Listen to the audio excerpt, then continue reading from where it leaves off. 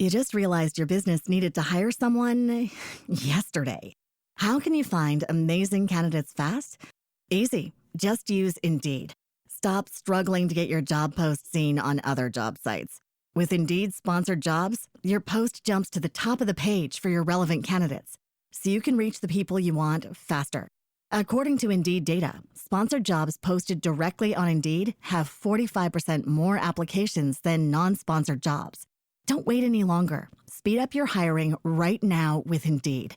And listeners of this show will get a $75 sponsored job credit to get your jobs more visibility at Indeed.com/kidsandfamily. Just go to Indeed.com/kidsandfamily right now and support our show by saying you heard about Indeed on this podcast. Terms and conditions apply. Hiring? Indeed is all you need. Are you ready to learn the 3 secrets to launching a successful podcast? Hi, I'm Bill, a recent client of the Podcast Mogul. If you've been thinking about starting a podcast but aren't sure where to begin, he's got you covered. He is hosting a free webinar where he will share the 3 secrets that can help you launch, grow, and monetize your podcast without any fancy equipment or technical headaches. Click the link in the show notes to save your spot now and let him help get your podcast off the ground. Welcome to Invest in Yourself, the Digital Entrepreneur Podcast. Join the podcast mogul Phil Better as he interviews successful entrepreneurs that make their living in the digital world. Now, let's join your host, Phil Better, and his special guest today on Invest in Yourself, the Digital Entrepreneur Podcast. Welcome to another episode of Invest in Yourself, the Digital Entrepreneur Podcast, where we dive into the journey of those who have carved their own path in the digital world. Today, we have a guest who brings a wealth of knowledge and a unique perspective of overcoming adversity and embracing cultural diversity to achieve personal and professional success. Born and raised in Albania, our guest crossed continents to make Canada her home over 2 decades ago. Embracing the richness of her native and adopted cultures, she has navigated through personal and professional challenges, transforming them into stepping stones towards success. A graduate in business management, she ventured into the world of numbers. But not just any numbers. No, she's a seasoned tax accountant with a twist. She has spent 20 years in the field working both for the government of Canada and her own private CPA practices in Lower Mainland. However, what sets her apart is her approach to her profession. She believes that only barrier between people and their potential abundance are blocks and limiting beliefs, making her a not so traditional accountant. Beyond her professional endeavors, she's a loving mother, an avid reader, and a yoga enthusiast. After my own heart, pretty much. She's dedicated herself to daily education through literature, art, healing, and healthy living, and is deeply passionate about life.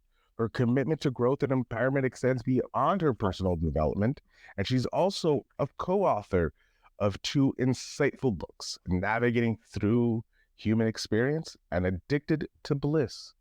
A recognized voice in empowering women, she has graced several stages as a keynote speaker at women empowering events in Vancouver and shares her expertise at the BCFM Conference on Human Resources, focusing on employee versus contractor dynamics.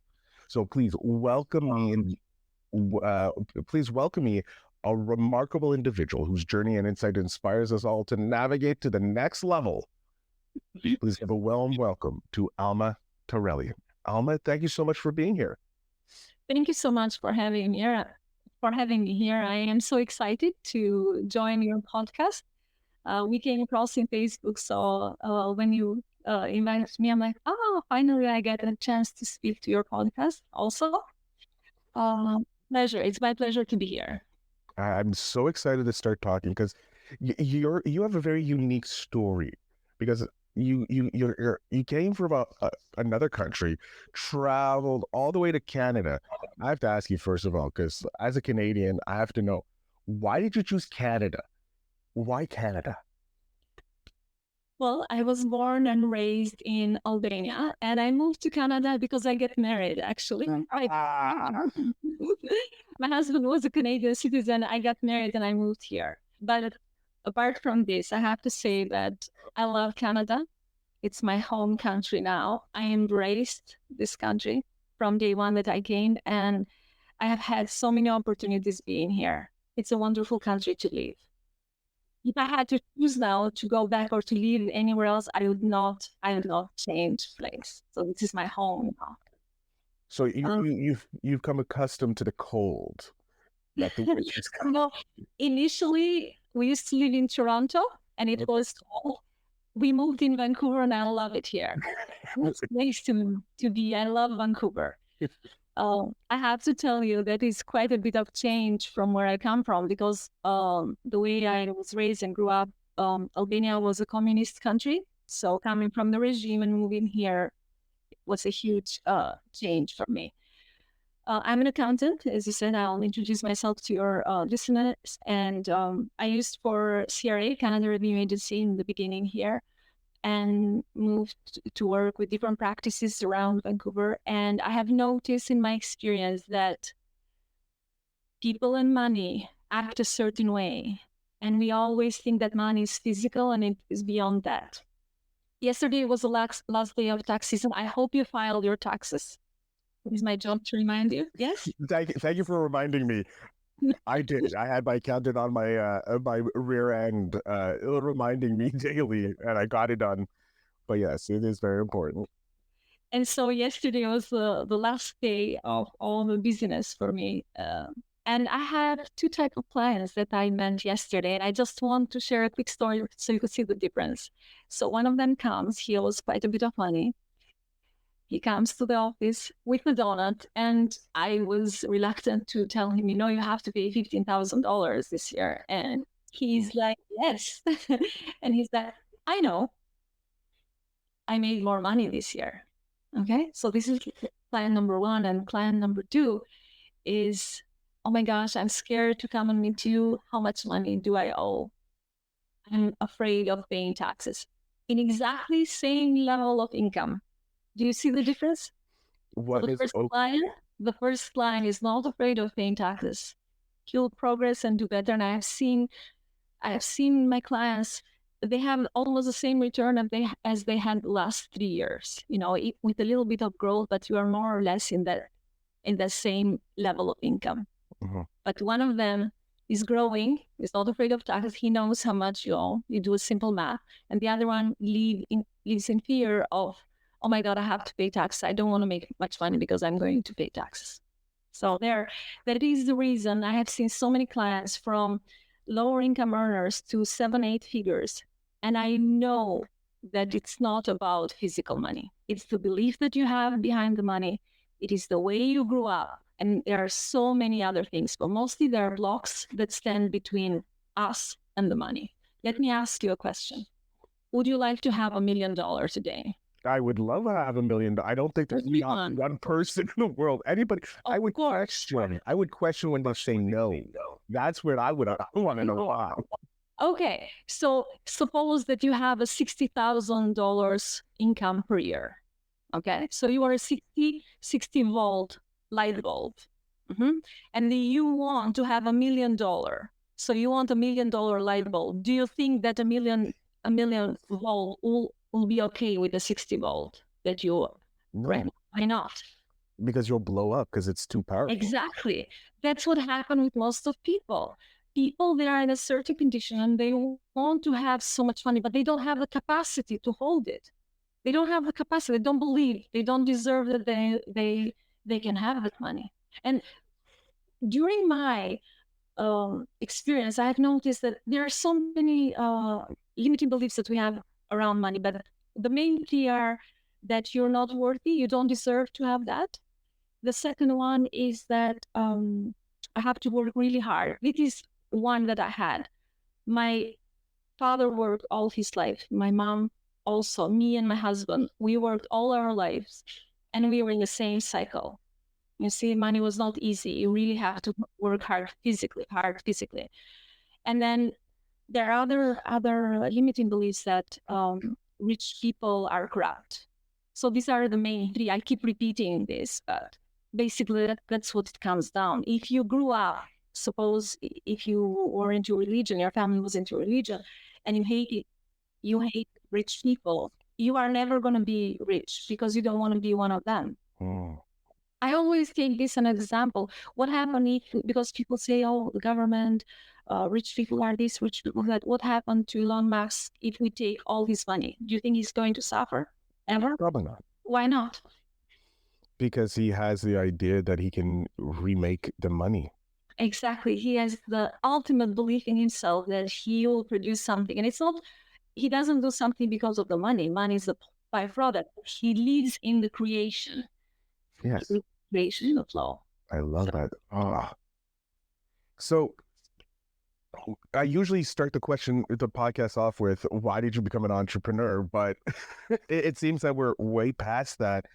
With your journey, you can share something quick. Yeah, I actually want to congratulate every single person that is an entrepreneur or start a business. I actually encourage my clients, even if you work for a paycheck, you have that comfort blanket, start a business. You know why? Because you know yourself better. You would be without the comfort blanket of a paycheck. You'd not be so lazy. Your mind will start working. You'll discover yourself in a journey. You'll know how to talk to people if you have to sell a product.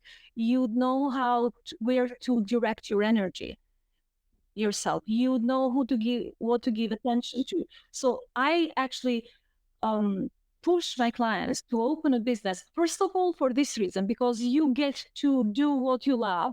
And secondly, that you take advantage of the system. The system, our economical system is made to support businesses. You can claim everything in a business, right? You are an entrepreneur, right? Yes. You claim everything. You claim the space office that you use right now for the house. You claim your laptop. You claim your meals, meeting with the clients. You claim your telephone. You claim everything, basically. The system is made to support businesses, investors, etc. The system, people think that when you have a paycheck, you are safe, but actually you are taxed more. Employees with a T4 are taxed more than the people that have a self-employed business, or investors for that matter. So I encourage people to be entrepreneurs. You discover yourself more, you do what you love, and then that's where you are. That's where you stand between you and success. What is it between you and success? And you start being creative, right? And you generate more money. If you're lucky, and not only lucky, but if you direct your energy toward that, you'll have success. You try yourself. If you work for an 8-to-5 job, it's okay. After a while, you get bored, unless you only like that comfort, which is lazy, in my opinion, and you stay in that level. I love it. I love how you're talking about how it is I love the light bulb example you used, like to describe it. It's a manual. It's a magnifique, and I'm using my French there, but it's a genius way of establishing how we have to think about it. Because a lot of people are like, "Hey, everything's a wave, everything's an energy," and like for a lot of people, it's a concept that's a little esoteric. It's a little out there because, like, oh, I have to think of I'm an energy, waves. But thinking about, no, you're a light bulb, the amount you make, 60K, is the vibration or the level of power. And if you want to make 100, you need to create a better bulb. I love it. It's genius. I never thought of it. I thank you, Alma, for that. You're welcome. Yes, that's what I think every day. Do you have the capacity for everything? Or even if I see client, I actually could tell who enters in my door the capacity that they have. Do you have the capacity to hold? Because everyone says, oh, I want money, I want money. I had to share something. 15 years ago, there was a live show, I think was done, a real live show in US, in New York. And they showed in TV, and I watched it, and that was the first time that I had this information. It blows my mind. They made this experiment with the homeless person, again, not being judged or anything. And they gave this person $1 million in a suitcase. They hid a camera in it, and they follow what was going to happen, and is his life going to change? So that was the experiment that was done 15 years ago. I remember it very clearly. What do you think happened to the person? He had $1 million. Lots of people say, I wish I had $1 million. I wish I had $1 million. What do you think it happened? Do you think he changed? I would hope his life changed because he was able to realize a lot of his goals that he needed. He could get a place to live, food, clean up. I want to say that it changed his life.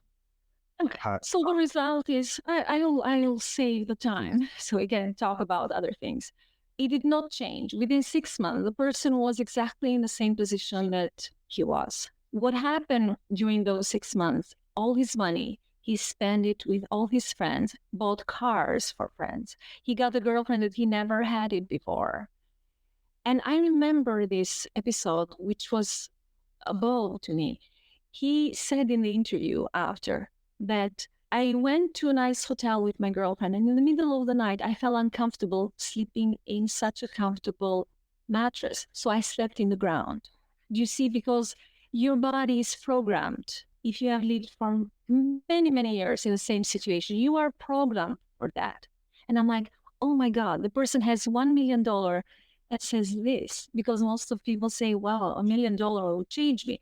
It will not change you unless you change the mindset and you have the capacity, going back to the ball that I told you. So he spent all the money, made so many friends that he never had before, because who doesn't come for if you offer a free drink, right? So he lived that life, that having everything for 6 months. And after 6 months, when the money was gone, his friends were gone, everything was in the same level, he turned into the street. So that was the experiment that I watched carefully. And I'm like, so it is not about the physical money. It is how money and you act together. And most of people make it like money is God, and it's not God. It's just a form of energy, right? It's better if you have a good relationship and you treat it as a friend. It's not God. My mom used to say, here, give 100 lakh. We use lakh. To a dog, even a dog would not eat it. Well, she said it in Albanian. Yeah, right. Yeah, in Albanian, would not eat it. But so as a paper, it doesn't have that value. But the meaning that we give to money has lots of value. And we think that if we have money, we will have a luxury life and we will have everything else. And it's a coordination of all. You have to have the relationship, you have to have the money, you have to have the career, the self-fulfillment, etc., etc. So many things with the money. So it's not only about money. That's my message. It's not only about money.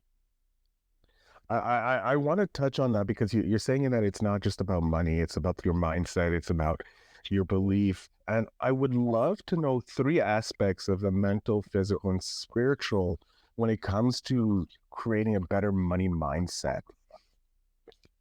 So when I say physical, money has 3 aspects: physical, mental, and spiritual. When I say it's physical, it is as a physical. How do you treat it if you have it? Well, mind you, right now we don't see it because we have the money on the bank. But do you take care of it as a physical money? Do you have a nice wallet to put the money? How do you treat the money? I generally I don't usually walk around with cash. Okay. But I generally, with my debit card, will talk with my debit card, my credit card. They're in a nice wallet. They're in a secure place. I take care of it. Okay. And so, but do you know where your money is, right? And you know how many accounts you have and all that, you see? And you treat it with care. And the more you take care of that, the more it will multiply. If you do not have any fears, which go to the second step, psychological and mindset. If you don't have any fear around money, it will take care of itself. You put it in a small investment, it will multiply. But if you have a fear that you're going to lose the money, well, you'll definitely lose that. I have a client of mine. I mention her very often because it was the biggest breakthrough that she had with me. She had 4 different banks account, and she put money in each of the banks. And I'm like, why do you have 4 bank accounts? And then she said, because if something happened to one, I have the other one. So she's, with all what happens, especially a recession, the index, the inflation that is going. And I'm like, but if something happened to the bank, something will happen to all of them, not to one of them. And also, she mentioned that she grew up in depression, so her parents lost all their money during depression. So now she's living in fear that she's going to lose the money. And then I have been in therapy for so many years, and this is the first time that I realized that I'm attached to that fear. So it is mental, it is psychological. If you think that you don't deserve to be rich, you are not going to be. If you have that blockage that money is hard to get, you would try very hard in your life to get the money and you won't get it. And the last part is spiritual. How is it spiritual? If you only want to gather money only for yourself, it's quite selfish in my perception. You have to do something good with that, right? Have you seen that the richer you get, the more philanthropist you become? You hire more people, you recirculate the money. And if you only keep it for yourself, there is nothing there. It's not going to stay there. It doesn't have a meaning. And I'll tell you another story because I have lots of stories with my clients.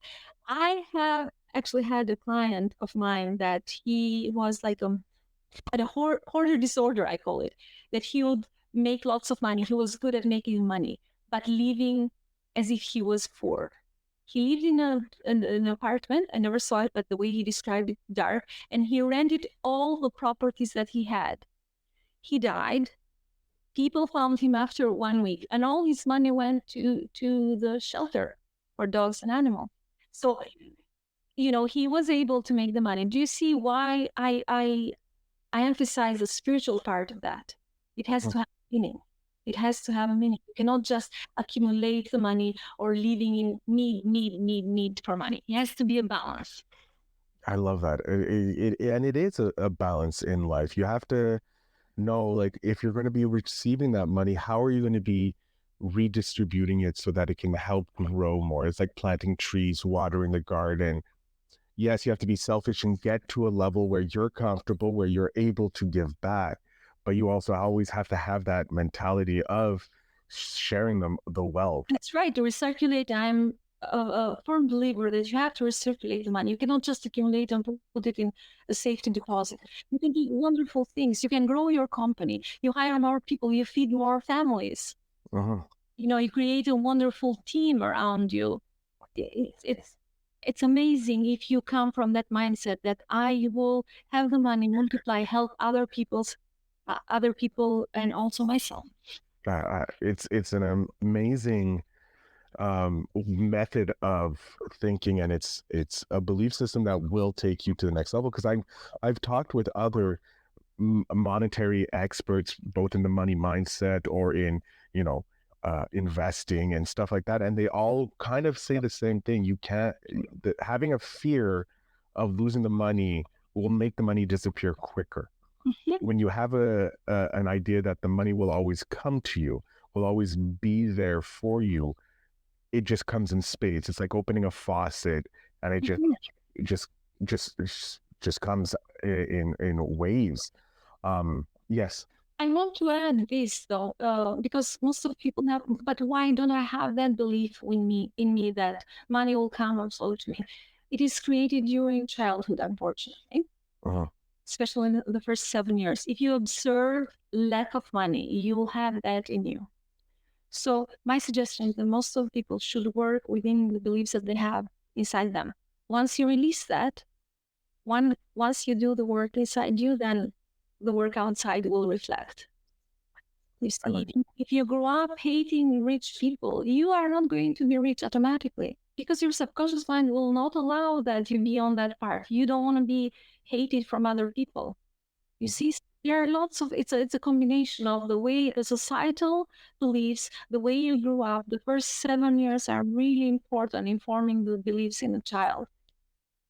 And so that's why people say, but why I cannot have that belief? You go look back. Where did you create it? How was it created? How did you carry? What are your actions today that reflect that belief in you?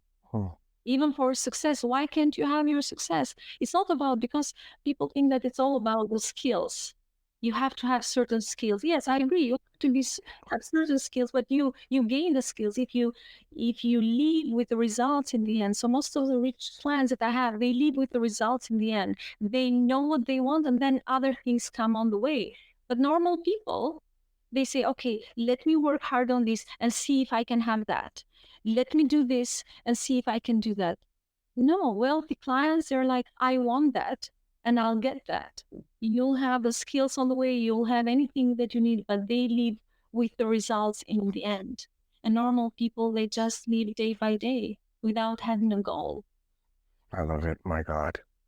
You're breaking my mind, and I love it. No, I can see your expression. You're like, what is she talking about? Do I have that belief? And I actually saw in you a couple. You already perceive the couple of beliefs that you have in you. Oh, yeah. And you'll discover that's the reason why we met. I always believe that everything happened for a reason, and it is an exchange. I gain from this, and you also gain the. Oh, yeah. The reason I do my podcast is because secretly this is a masterclass for myself to better myself by meeting amazing experts like yourself, Alma.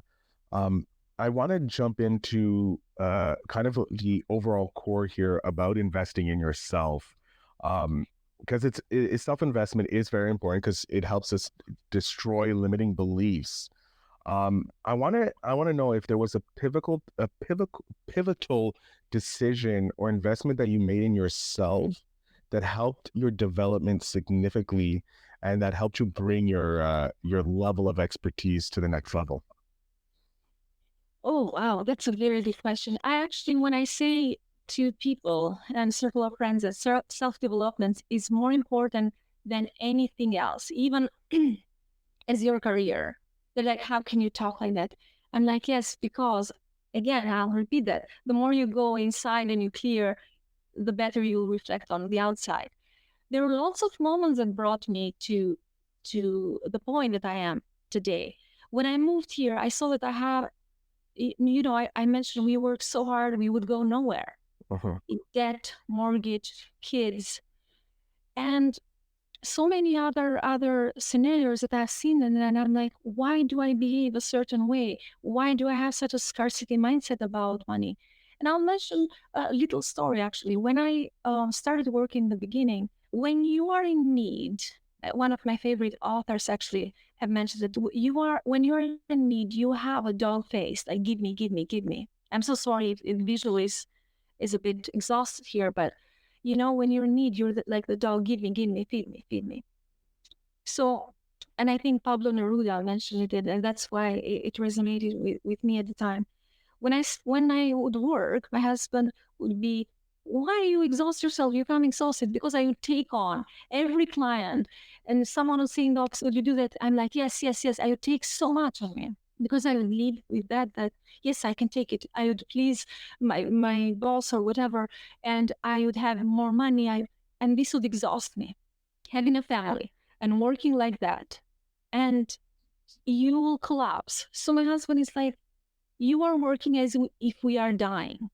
That's how you work. And I'm like, I think he's right. Why do I do that? And I start writing. I'm a firm believer of journaling, and I also have done lots of hypnotherapy sessions and lots of healing sessions. I have to tell you, because growing up in Albania was really challenging, and my family was deported and in concentration camp.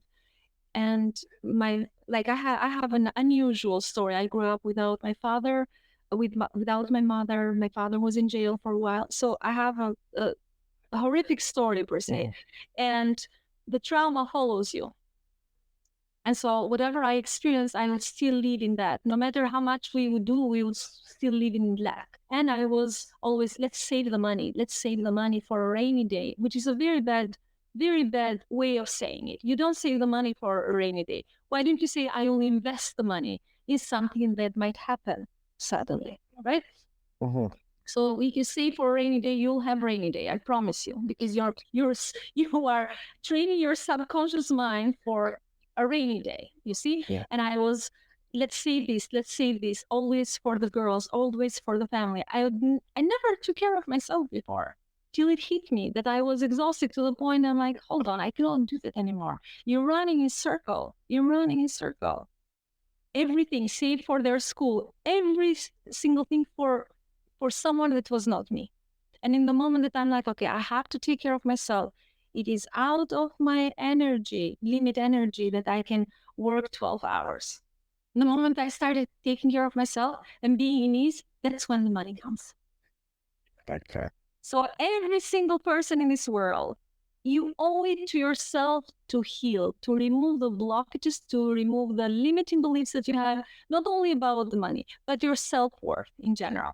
You owe it to yourself. You have this life, you make it. You make it, man. What are you going to lose? You don't want to be in deathbed and you say, oh, I wish I could have done that. Oh, I wish I would have said that. Oh, I wish. No, you have this life, you make it. You make it. You find your personal power and you make it. There, I'm a firm believer in this. And I'm like, people look at me sometimes, or if I have other conferences and they say, wow, you make it like it's easy. It is that easy once you put your mind in it. It is that easy. So self-development is number one. It should come before your children. It should come before your career, before everything. Not the love. I'm not talking about love because I love my family, my children, my husband. What I'm talking is that take care of yourself, not in selfish way. Take care of yourself. What are you giving your energy? If you're living in resentment, please do not do that because you'll destroy your life. If you're living in resentment with government, if you're living with other family members, spouse, parents, you're blaming everyone, you're not going to go anywhere. If you don't have a radical shift in you, you're not going to go anywhere. I have seen people for 10 years being in the same financial level. And they're telling me the same story, the same story. So the low-income people talk about how bad their family treat them, how bad is the weather, how bad is the government, how bad is this, how bad is that. The wealthy client, they talk, I went in Italy, I had this flavor of ice cream, I brought you a donut. They are in positive, you lead in that positive. You see, you could tell right away, there are only two ways to be. You be in lack or you be it. There is no middle way. And it's not rocket science. You check with yourself. How am I thinking today? How am I showing up today? And even my children say, Mom, you have changed so much and you are so relaxed because I have done my work. You do your work for yourself. You owe it to yourself to heal. You owe it to your children to be a better parent. You owe it to everyone around you. You'll be a better friend if you're in good mood. If you show up being crappy every single day, you'll lose everyone around you. Very true. Yeah. Very true. So with yourself, self-development is number one. Stretch your mind, stretch your body, go to the gym, stretch your mind, have the difficult conversations with everyone. And then the spiritual part, believe in God. You are not an accident here. You believe in God. You trust completely in God that everything will be okay and you'll be okay.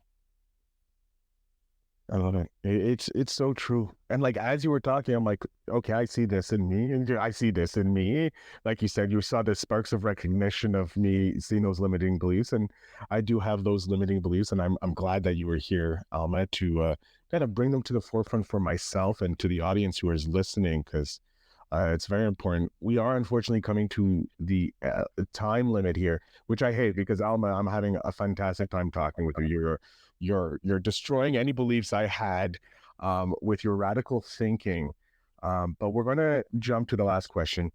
I have your 10-year-old self right here beside me. She's a spitfire, full of energy, full of fun. What's one piece of advice you would love to be able to hand back to your 10-year-old self?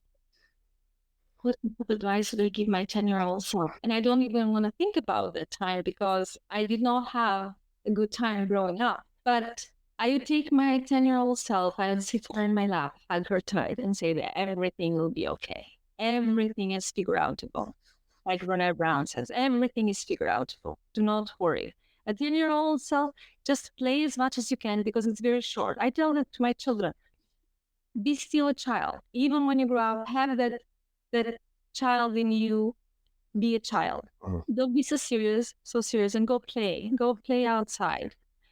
Even though I have to tell you, a challenging childhood, I still remember that I would go from morning outside till evening, never go inside. I would get only a piece of bread and then would play outside, you see? And there was no phones at the time or anything. So I really cherish that memory. It was all about socializing and playing outside and playing with no toys. How amazing. Not physical toys. We'll run around. And so I have done that I took my myself that everything is figure outable. Do not worry, just play as much as you can. I love it. That's some great advice. And for us adults as well, to remember that life is about play and we should be playing more often.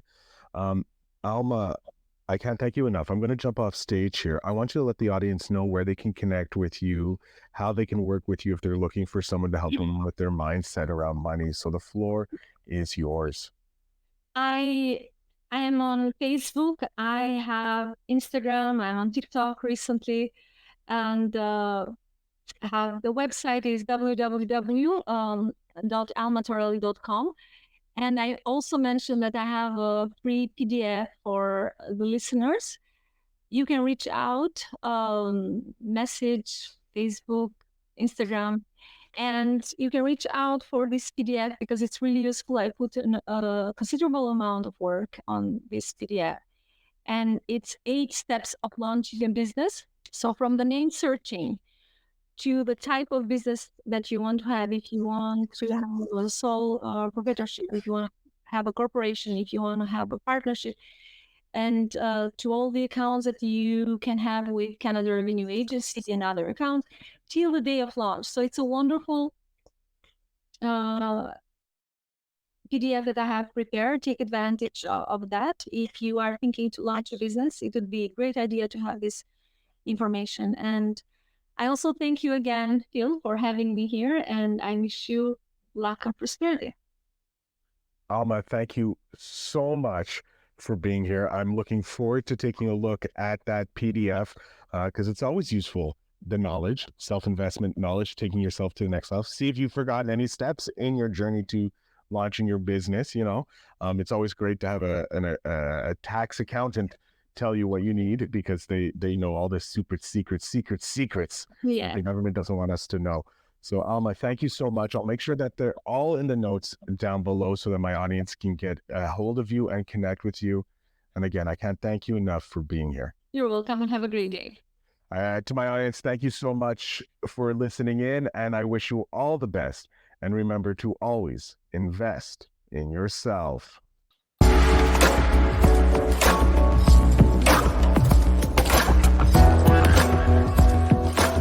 Thanks for tuning in. Now it's time to take the next step. When you're ready to dive deeper into how to launch, grow, and monetize your podcast, Phil's got something special for you. Join him for a free webinar where he'll reveal the 3 secrets that have helped countless entrepreneurs succeed in podcasting. Click the link in the show notes to save your spot, and let's turn your podcasting dreams into reality. You just realized your business needed to hire someone yesterday. How can you find amazing candidates fast? Easy. Just use Indeed. Stop struggling to get your job post seen on other job sites. With Indeed sponsored jobs, your post jumps to the top of the page for your relevant candidates, so you can reach the people you want faster. According to Indeed data, sponsored jobs posted directly on Indeed have 45% more applications than non-sponsored jobs. Don't wait any longer. Speed up your hiring right now with Indeed. And listeners of this show will get a $75 sponsored job credit to get your jobs more visibility at Indeed.com/kidsandfamily. Just go to Indeed.com/kidsandfamily right now and support our show by saying you heard about Indeed on this podcast. Terms and conditions apply. Hiring? Indeed is all you need.